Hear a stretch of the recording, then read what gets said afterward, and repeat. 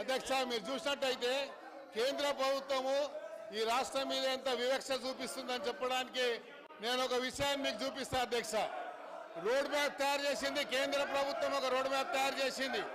ఈ road map చూసినట్టయితే అధ్యక్ష 11.11 కోట్ల రూపాయలని ఫాస్టెస్ట్ గ్రోయింగ్ అర్బన్ సిటీకి వాళ్ళు కేటాయించారు అధ్యక్ష.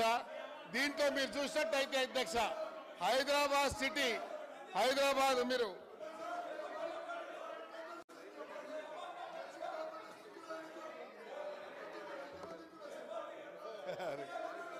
అధ్యక్ష మీరు చూసినట్టయితే తెలంగాణ అధ్యక్ష ఫాస్టెస్ట్ అర్బనింగ్ సిటీలో సంబంధించి అధ్యక్ష అర్బన్ పాపులేషన్ గ్రోత్ అధ్యక్ష 3.2 అధ్యక్ష. నేషనల్ యావరేజ్ కంటే కూడా ఈరోజు హైదరాబాద్ సిటీ గ్రోత్ రేట్ ఎక్కువ ఉంది అధ్యక్ష. అందుకనే కేంద్ర ప్రభుత్వం మనం ప్రవేశపెట్టినటువంటి ఈ అర్బనైజింగ్ సిటీకి సంబంధించినటువంటి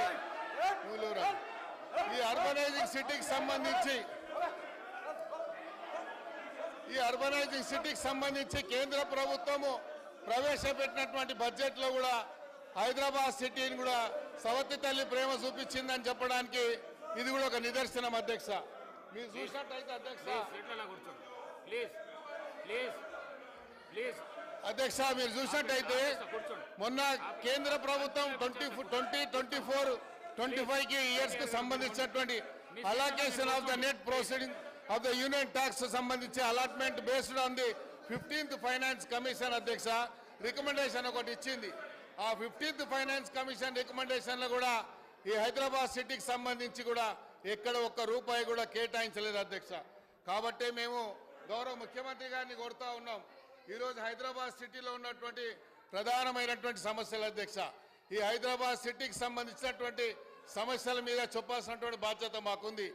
హైదరాబాద్లో అధ్యక్ష ఈరోజు రాబోయేటువంటి రోజుల్లో కేంద్ర ప్రభుత్వం ద్వారా ఏదైతే మ్యాండేటరీగా డీలిమిటేషన్ ప్రాసెస్ జరిగేటువంటి ప్రక్రియలో భాగంగా హైదరాబాద్ సిటీ ఒక డిసైడింగ్ ఫ్యాక్టర్ కాబోతుంది అధ్యక్ష. కాబట్టి హైదరాబాద్లో ఉన్నటువంటి కొన్ని ఇష్యూస్ని మేము మీ దృష్టికి తీసుకురావాలని ప్రయత్నం.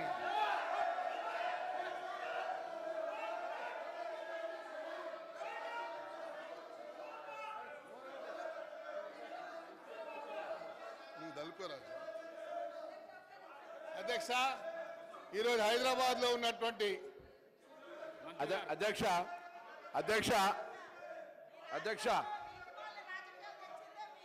మనం శాసనసభకు సంబంధించిన రూల్ బుక్లో కూడా ముందు మాటగా రాసుకున్నాం. ఇది కూడా ఉమ్మడి ఆంధ్రప్రదేశ్లో లేకపోతే బయట దేశాలకు తెచ్చుకునే కాదు అధ్యక్ష.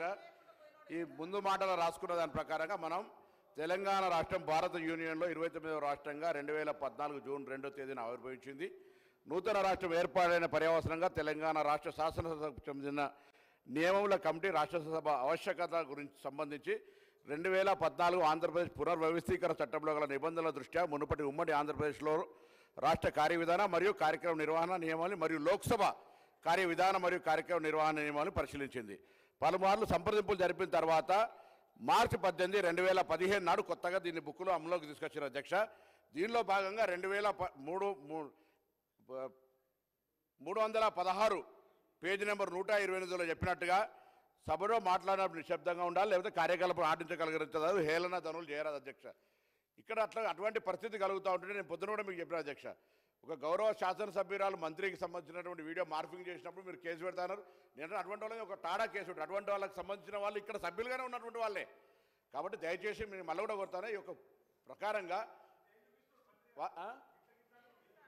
బెదిరించి చంపుతామనేటువంటి విధంగా బయటికి రమ్మనే విధంగా అందులో ఉన్నటువంటి గౌరవ శాసనసభ్యులు అక్కడ మాట్లాడుతున్న వాళ్ళు పార్టీని మారినటువంటి వాళ్ళే, ఒక పార్టీ నుంచి ఒక పార్టీ నుంచి కోవర్ట్ అయినటువంటి వాళ్ళే కదా అధ్యక్ష. ఇది కొత్తగా వాళ్ళేదో ఇలా పెద్ద సత్య హరిశ్చంద్రునికి సచ్చీలుగా మాట్లాడితే ఎట్లా అధ్యక్ష? మేము చట్టంలో ఉన్న దాని ప్రకారంగా వాళ్ళు బాధ్యత నిర్వహించాలి. మిమ్మల్ని కూడా కోరుతారు అధ్యక్ష. వాళ్ళు అట్లా మాట్లాడుతూ ఉంటుంటే బూతులు తిరుగుతూ ఉంటుంటే సభ్యులకు సంబంధించినటువంటి హెచ్చరికలు చేసే విధంగా బయటికి రమ్మని చూసుకుందాం అంటుంటే శాసనసభకు సంబంధించి అటువంటి వాళ్ళు మొదటి సభ, ఇది 3వ సభ, మొదటి సభ నుంచి కూడా అదేవిధంగా వ్యక్తులకు సంబంధించి టార్గెట్ చేసి లేదా వ్యవస్థకు సంబంధించిన అవమానకర పరిస్థితులలో ఇది మంచిది కాదు అధ్యక్ష.